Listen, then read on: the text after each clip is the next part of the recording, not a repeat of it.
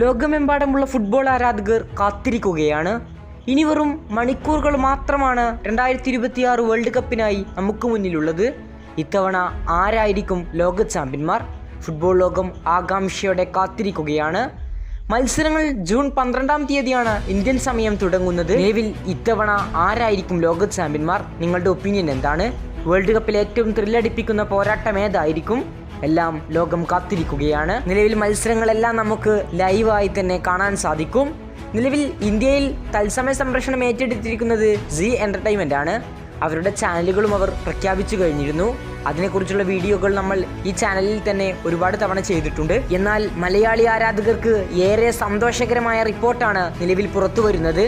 അതായത് മത്സരം ഈ വേൾഡ് കപ്പ് നമുക്ക് മലയാളം കമൻട്രിയിലും കേൾക്കാനാകും. ഇത് പലരും കേൾക്കാൻ കൊതിച്ച വാർത്തകളിലൊന്നു കൂടിയായിരുന്നു. ഒടുവിൽ ഇതാ മലയാളത്തിൽ കാണാനാകുമെന്നാണ് ഇപ്പോൾ പറയുന്നത്.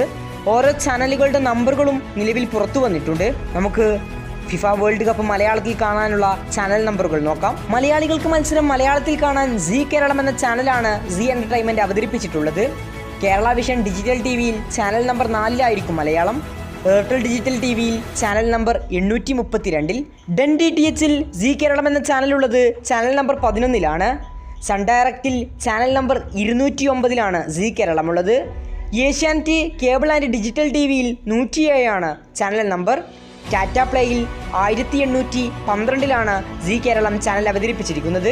മറ്റു പ്രമുഖ DTHകളായ ഡിഷ് ടിവിയിലും D2Hലും ചാനൽ നമ്പർ 3111-ലാണ് സീ കേരളം ഉള്ളത്. ഭൂമിക കേബിളിൽ സീ കേരളം ചാനൽ നമ്പർ 13-ലാണുള്ളത്.